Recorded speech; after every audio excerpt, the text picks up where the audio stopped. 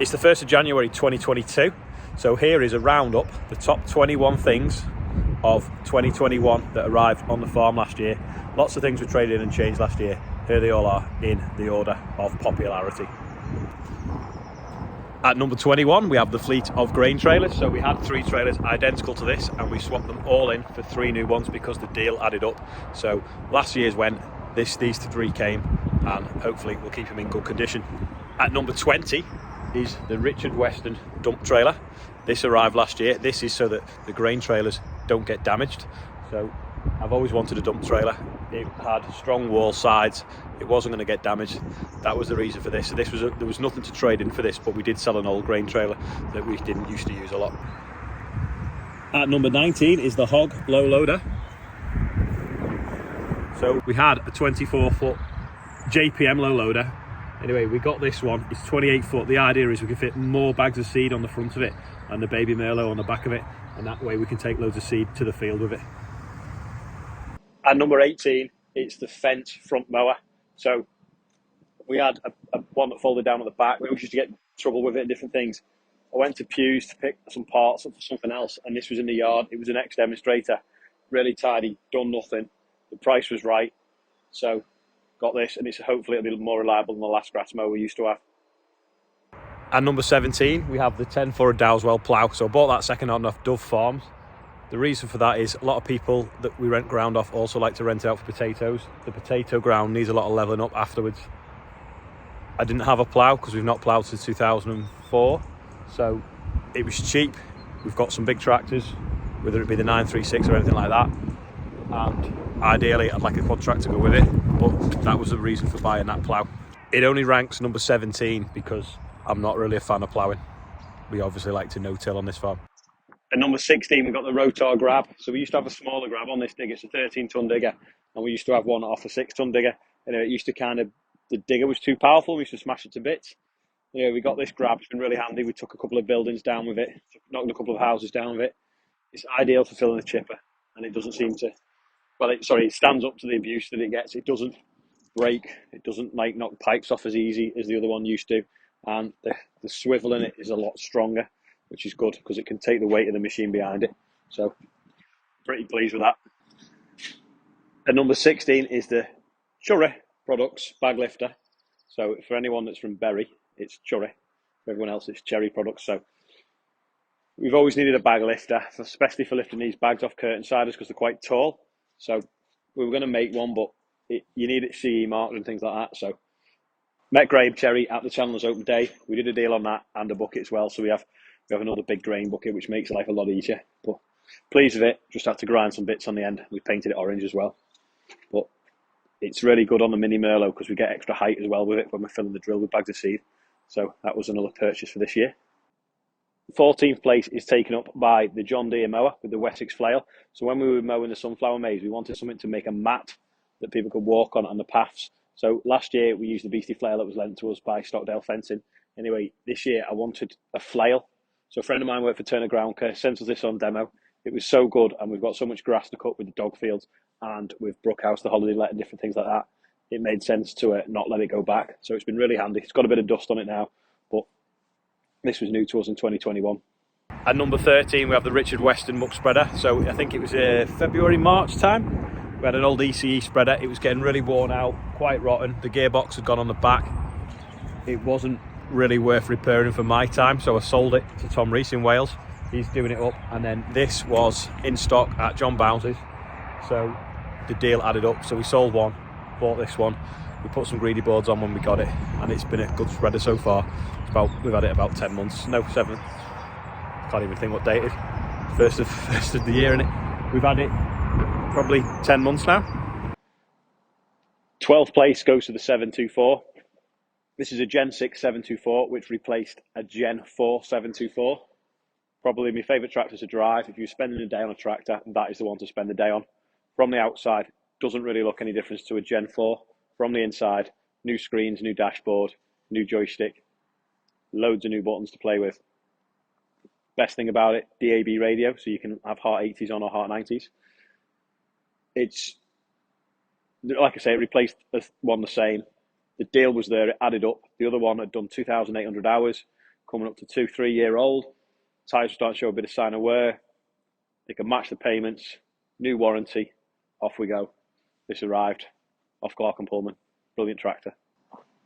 So in 11th place, beating the 724 by a narrow margin is the JCB Fast Track. Why did it beat the 724? Well, I saw it being made. So I was lucky enough for JCB to fly me to the factory and show me this coming off the production line. It replaced one identical pretty much. I think there's bigger hubs on this. The other one we'd had 2 years, again, showing signs of wear and tear on the tyres. It just added up. They could match the payments. So the other one went, this one came, new warranty, just been serviced, so it doesn't need a service for it long, but the other one's getting ready for a service. Good tyres, off we go. Hopefully just as reliable as the last one, which only really had an oil leak, I think, and a bolt snap on the front axle, which wasn't bad in 2 years. So pleased with that. So we're entering the top 10 now. 10th place is taken up by the MB track. This is down to you guys. Like some of the next ones coming up, if it wasn't for YouTube, I wouldn't be able to start collecting classic tractors. This broke the mold in its day. The guy from Class was telling me the other day that Helmet Class actually helped develop it before the company that, I think it was Intertrack or something, maybe made them. Someone else will know. But then Mercedes obviously came in with them, wanted to buy the rights, and this is the MB track. So Mercedes engine, 4-wheel drive, what they call a systems tractor with the platform on the back. It really was a game changer, and it broke the mold of tractors at the time, of which JCB followed suit sort of 10 years later maybe. So yeah, that is number 10. In 9th place of tractors and machinery arriving on the farm in 2021 is the 1455. So came from the same place as the MB track you've just seen. Richard Furby had it in stock. We went up there, had a good look round. He's got a really nice quad track with Steiger on the front, which I'd really like, but YouTube ain't doing as well as it was in November at the moment. So keep watching, keep liking, keep subscribing. Anyway, always wanted one of these, very close to my heart. Neighbouring farmer used to have one when I was a kid. Used to see it was massive, and my friend David, who took his life, also had one and sold it. So it's kind of a little bit of David back. That is the reason for the 1455, and it is only here because of you guys watching. In 8th place is another classic, again, only here because of you guys keep watching this channel. 7710, 5,000 hours, bought it off my mate Jamie. He drove it on the tractor run. It's still obviously got its lights on now. At the time, it was an iconic tractor. So if you imagine, for every 20 or 30 6920, 6930 sold of that era, there was probably only 1 or 2 of these sold.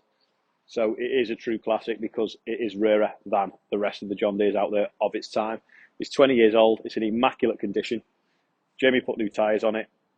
It can still do a day's work as well, which is great. So that was a welcome addition to the classics shed.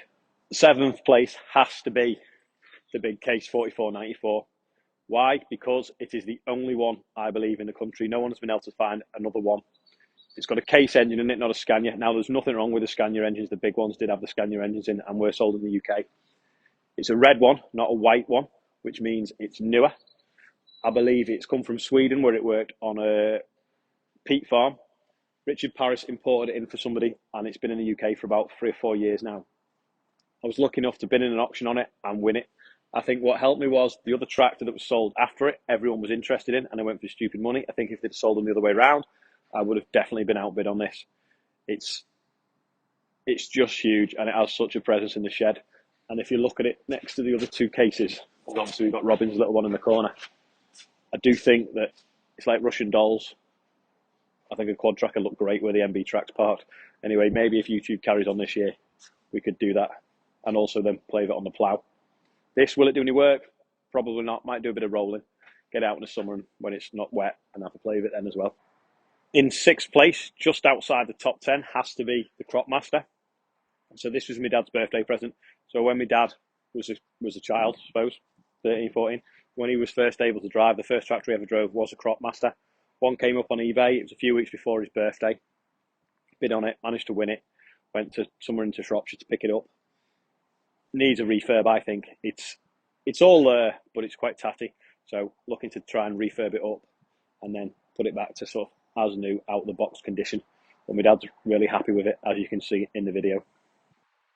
Into the top 5 now, and it has to be number 5, the Mini Merlot. So it was kind of an impulse buy. We had a little Wacker Newson telehandler on demonstration. It was really handy. Lacked a little bit of reach, a little bit of lift. Merlot obviously made one of these, which we didn't realise at the time. Went to look at one, found that there's one in stock somewhere. It fits all our buckets, all our attachments, and it's totally changed it. We kind of always needed 2.5 Merlots on the farm. There was always sort of half a one short.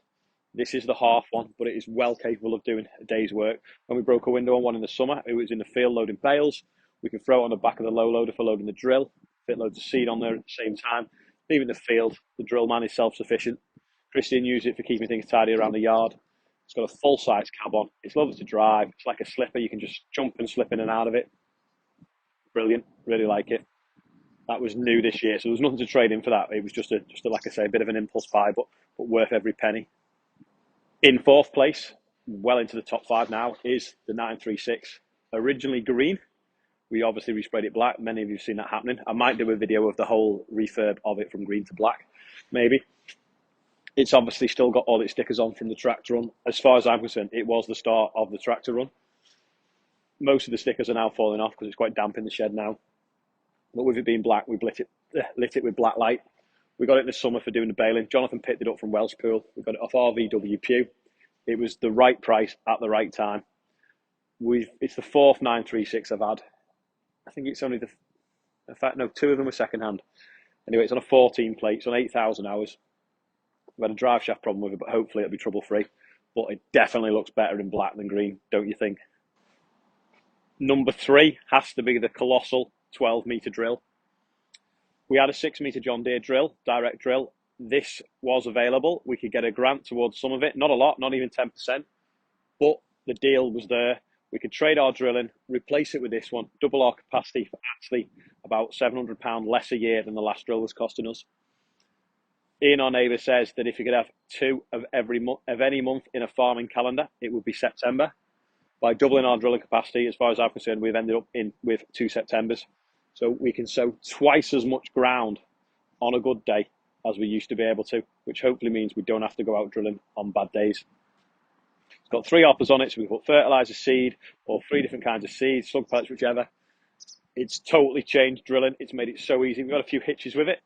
We just error really from operating because we didn't know what we were doing. We tramlined a lot of the fields at 12 metres, and also we had trouble with the pressure, dumping the pressure by mistake. But fantastic bit of kit. Never thought I'd ever have a drill that big, but it added up and it works, so I'm pleased with it. In second place has to be the combine, Lexion 8700, and I forgot the name of it then. Every 5 years we swap the combine. This last year it happened to be the 5th year. We've always tried to buy something a little bit newer than the one before and the one before that, so we've gone from sort of buying 5-year-old machines to 3-year-old machines to now they've actually managed to be able to afford a brand new machine before I was 40. It didn't arrive till a week after my 40th birthday, but before I was 40 I managed to buy myself a new combine. It'll probably stay here 5 years unless the deal adds up. There is a massive increase in price, so we did look at maybe it could be worth swapping, but anyway, it's probably here for the next sort of 4 seasons. It is kind of 2 machines in one, because with the Convio belt header that flexes a lot across the floor, it's totally transformed cutting corn, especially flat corn or damp corn. It's been brilliant, so that is why the combine is at number 2. So let's see what's at number 1. So at number 1, it has to be the Bateman, complete with today's birthday bumper. If you can see your name on there, happy birthday to you. Why the Bateman at number 1? Well, it is completely down to YouTube, as it says on the front, and you guys. So this time last year, I had about 911 followers on YouTube. I've been doing a video every day for over 300 days as a joke, but really teaching people what's going on a farm each day. So beginning of last year, the channel really started to take off. I changed the settings in December because Cotland Farmer told me how, so thank you very much to him for that. And then it just kept going up and up and up. And I think by my birthday, which was the end of January, we were up to 3,000 subscribers. End of March, we're at 10,000 subscribers. YouTube had started paying me then at this point, and that was when I ordered the Bateman at the end of March. The Bateman arrived end of September, 1st of September, end of August, and YouTube income is paying the HP on that. We did have a big deposit in the old machine, don't get me wrong, but thank you so much to everyone that's watching, everyone that's liking, and everyone that's been subscribing. I think I've had 47,000 messages on YouTube last year. I've either tried to reply or at least like, and I have read every single one of them. So thank you for all them messages. How long I'll be able to keep that up for, I do not know, because as the channel gets bigger, it does take more of my time. Lots of people ask me how long it takes to edit the videos. If the video is 15 minutes long, I like to think it only takes me 15 minutes to edit it. And many of the times I've done it from the tractor cab. But reading the message is now turning into a big job. So apologies if I do not reply to any messages going forward. It is because there is just simply too many now, because not only do I get them on YouTube, I get them on Instagram, Facebook, and Twitter as well. But like I say, I do try to read them all. So thank you from the bottom of my heart for the sprayer and the classic tractors that we're collecting. The big plan for the classic tractors is to open a museum so that you can all come and see them, enjoy them. And we have got an open date on the 14th of January, but I think we are sold out, and it all depends, 15th, 14th, 15th, I can't remember. The Saturday, I think we may be sold out, and we've obviously got to keep an eye on what's going on with COVID at the time. But that is it, the roundup of 2021 machinery purchases. Which was your favourite? If you've made it this far, leave a comment of what was your favourite machinery purchase for 2021. I don't know whether this year is going to be as big. Luckily, last year was spread over 2 financial years, so it wasn't really all in 1 year, although it was all in 2021. So that's it. This is number 1. Thank you, and I'll see you all tomorrow.